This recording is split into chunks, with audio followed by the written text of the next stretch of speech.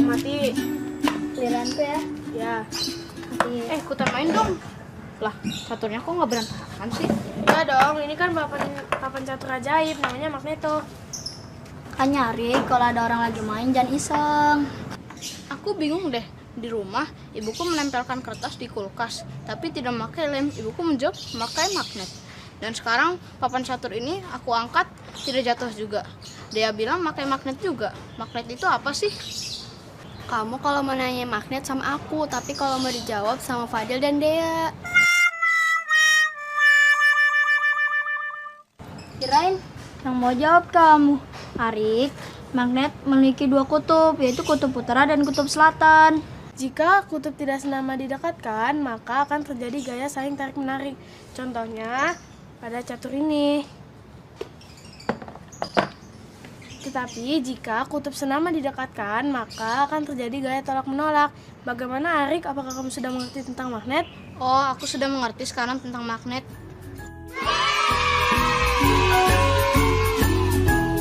Udah, aku jalan lagi ya. Halo Sobat X-Science, senang sekali Kak Herman dapat berjumpa kembali dalam program kesayangan kita, X-Science, Eksplorasi Sains. Sobat X-Science, jika sebuah magnet kita potong terus-menerus, maka kita akan mendapatkan magnet-magnet kecil. Magnet-magnet kecil ini disebut sebagai magnet elementer, alias magnet domain, yang memiliki sifat dapat menarik beberapa benda. Ada juga loh benda-benda yang tidak dapat ditarik oleh magnet. Nah, sekarang mari kita perhatikan perbedaan berikut ini. Magnet bisa menarik paku dan klip kertas. Namun, magnet tidak dapat menarik sendok plastik dan ranting. Paku dan klip kertas termasuk benda magnetis, sedangkan sendok plastik termasuk benda non-magnetis. Jadi, apa kesimpulannya? Kesimpulannya adalah, benda magnetis adalah benda-benda yang dapat ditarik oleh magnet, sedangkan benda non-magnetis adalah benda-benda yang tidak dapat ditarik oleh magnet. Jadi begitu sobat. Sobat X-Science, sekarang kita simak apa saja sih sifat-sifat magnet itu. Yang pertama, magnet menarik benda magnetis. Benda yang dapat ditarik oleh magnet disebut benda magnetis. Contohnya seperti paku, peniti, penjepit kertas. Sebaliknya, benda yang tidak dapat ditarik oleh magnet disebut benda non-magnetis, seperti kayu, kertas, dan batu.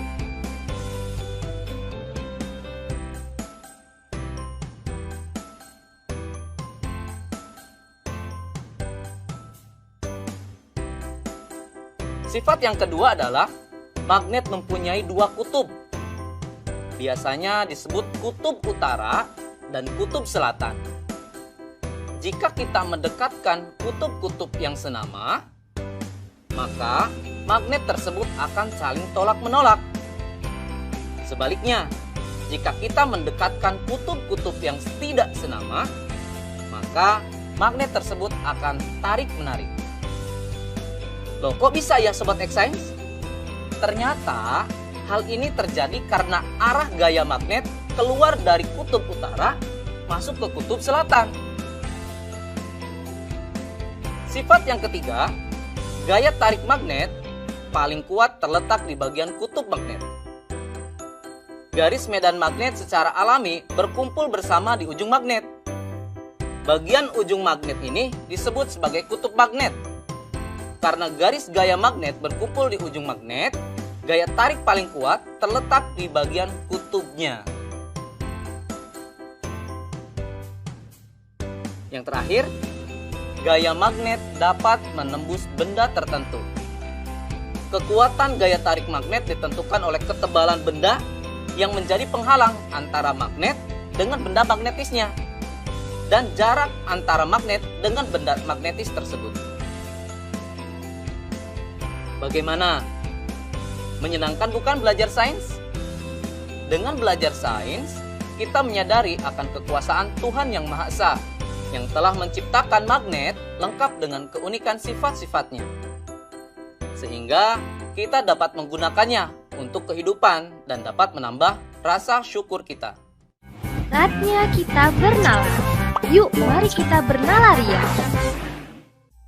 Ada satu magnet batang T, U, dan dua batangan benda yaitu P, Q, dan RS.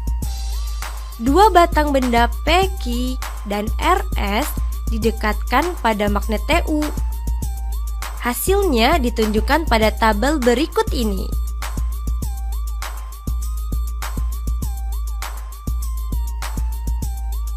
Apa yang dapat kamu simpulkan mengenai dua batang benda P, Q, dan RS tersebut? Coba jelaskan.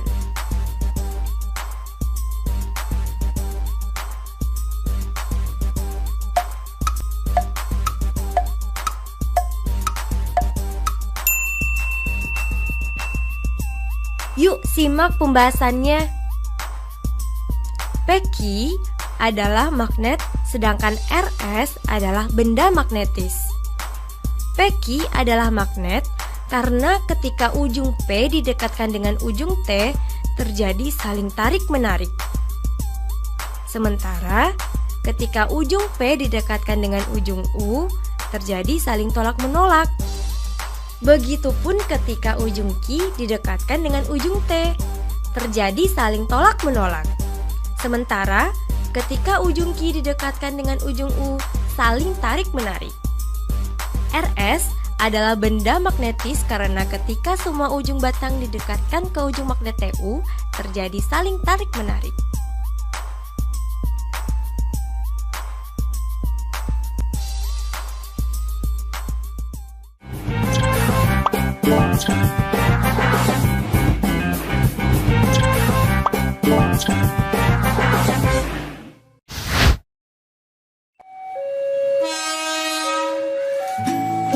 Halo Sobat X-Science, siapa di sini yang tidak tahu kereta api?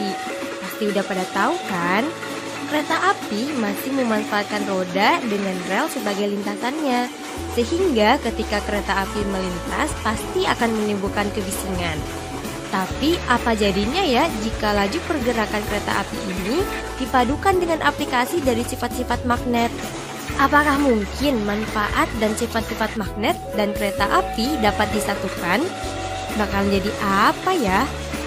Penasaran kan? Yuk mari kita simak penjelasan narasumber berikut. Halo Sobat X-Science, kembali lagi dalam program kesayangan kita, X-Science, Eksplorasi Sains. Sobat X-Science, kalian tahu nggak sih apa itu kereta maglev? Dalam bahasa Indonesia, kereta maglev disebut dengan kereta levitasi magnetik atau sering juga disebut dengan kereta magnet. Seperti namanya, prinsip dari kereta magnet ini memanfaatkan gaya magnet untuk mengangkat kereta sampai mengambang alias melayang dan tidak menyentuh rel, sehingga gaya gesek dapat dikurangi. Selain itu, kereta ini juga memanfaatkan magnet sebagai kekuatan pendorongnya.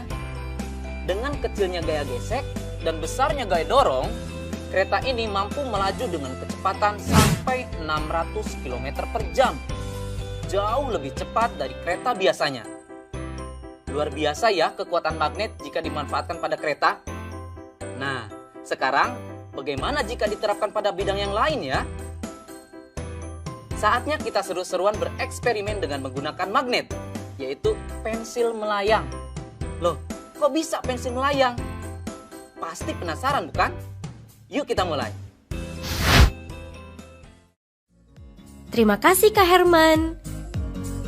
Alat dan bahan yang dibutuhkan pada eksperimen ini adalah sebagai berikut: pensil, magnet berbentuk ring, karet alat. Langkah-langkahnya adalah sebagai berikut. Tempatkan 4 magnet berbentuk ring pada kasur karet.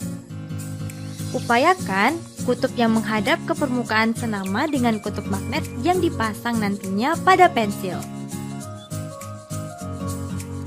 Masukkan 2 ring magnet pada pensil.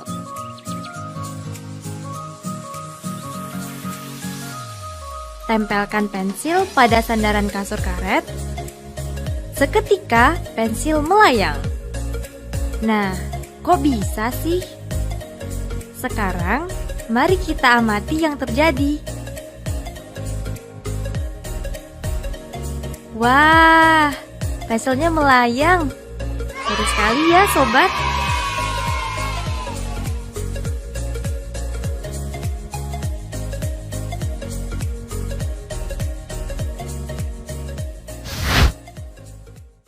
Adik-adik, tadi sudah melihat kan percobaan pensil melayang? Sudah tahu jawabannya kenapa pensil bisa melayang?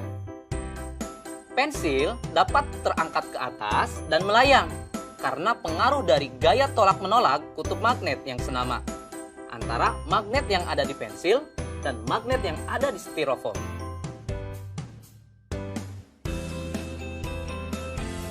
Nah, sekarang selamat mencoba di rumah ya. Sampai jumpa di eksplorasi sains berikutnya.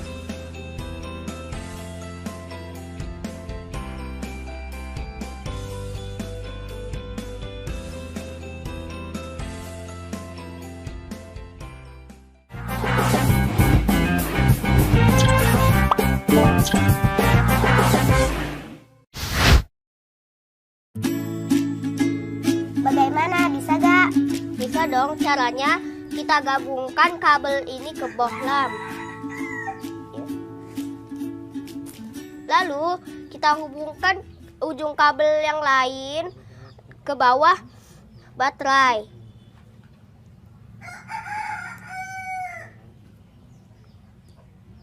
Jadi deh. Wah, nyala, keren ya. Kalian lagi apa sih? Oh, bikin lampunya menyala. Sini aku juga bisa.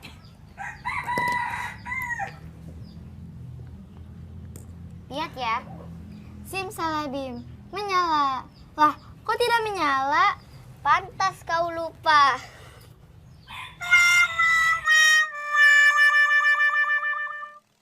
Halo Sobat X-Science, kembali lagi bersama Kak Herman dalam program kesayangan kita, X-Science, Eksplorasi Sains.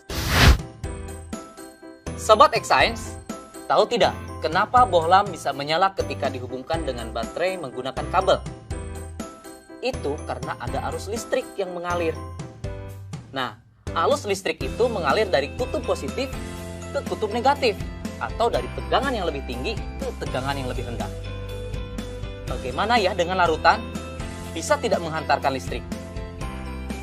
Baik adik-adik, kita buktikan yuk dengan eksperimen. Sobat X-Science, eksperimen kita kali ini adalah percobaan larutan elektrolit dan non-elektrolit. Alat dan bahan yang dibutuhkan dalam eksperimen ini yaitu toolkit listrik yang berisi gauge-meter, aquades, air garam,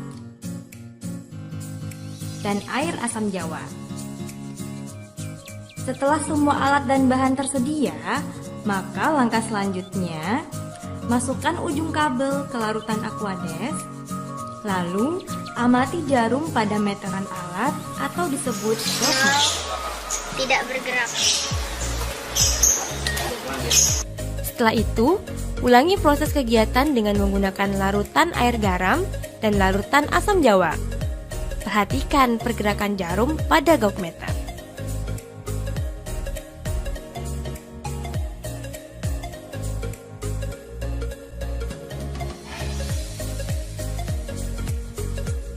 Isilah tabel berikut ini dengan memberi tanda checklist pada kolom yang sesuai.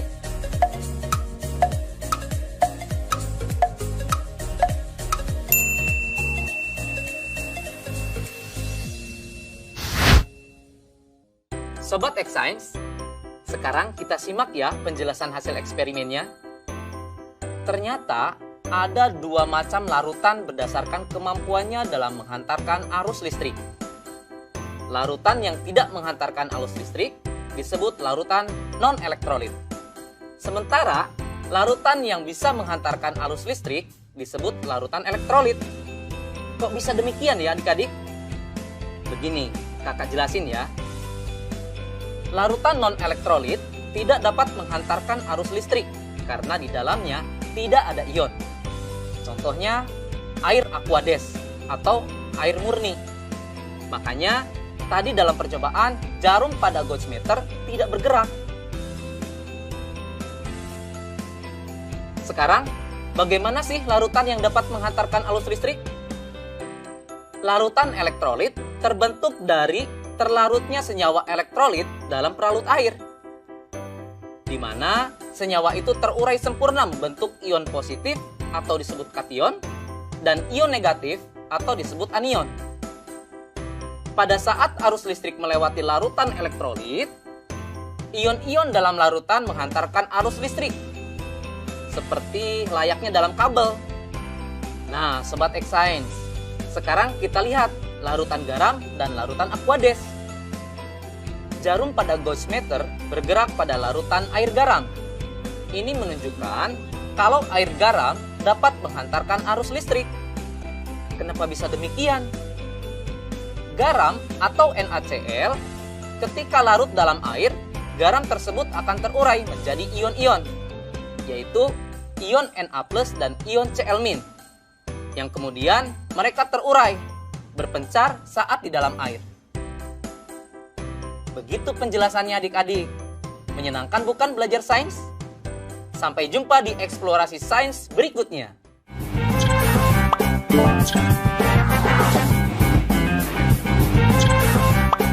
Thank you.